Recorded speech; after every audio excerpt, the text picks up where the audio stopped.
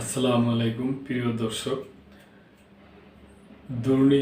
দুর্নীতি দমন কমিশনের একজন কমিশনার বলছেন যে আপনারা যদি দুর্নীতিগ্রস্ত লোককে সংসদে পাঠায়া ভালো দেশের আশা করেন, ভালো কিছুর আশা করেন, তাহলে তো আর ওইটা হবে না।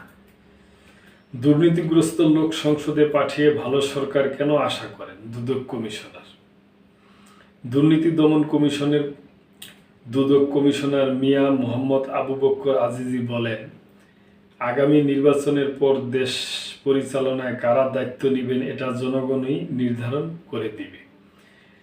আমরা একাধিকবার বলেছি, দুর্নীতিগ্রস্ত লোককে পার্লামেন্টে পাঠিয়ে ভালো সরকার কেন আশা করেন? কথাটা যুক্তিযুক্ত প্রিয় দর্শক। রোববার চাঁদপুরে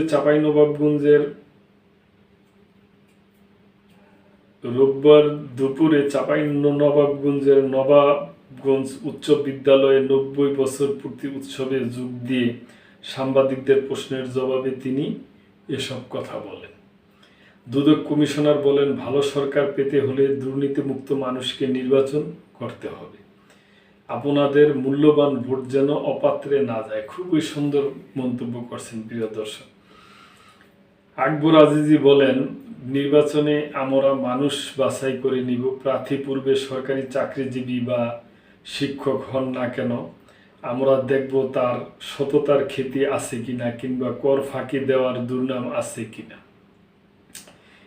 এগুলো যদি না থাকে তাহলে সবার উচিত ভালো মানুষকে নির্বাচিত করে পার্লামেন্টে পাঠানো।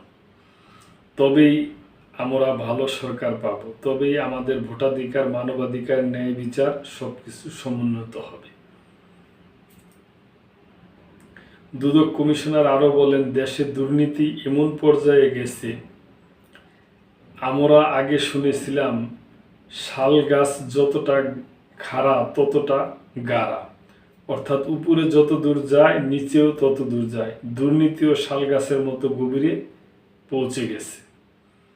এটাকে ছোট ছোট খুন্তি দিয়ে উপড়ানো আমাদের পক্ষে সম্ভব না, কিন্তু আমরা চেষ্টা করে যাচ্ছি। সম্ভব না হলে ছেড়ে দিব এমন না। তিনি বলেন, আমাদের কমিশনের মধ্যে যারা দুর্নীতিগ্রস্ত আছেন তাদেরকে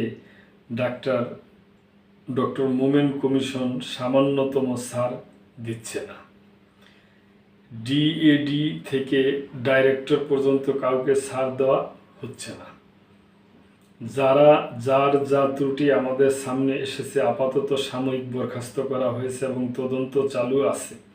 তদন্ত যদি প্রমাণ পাওয়া যায় অবশ্যই তারা তাদের প্রাপ্য পাবে।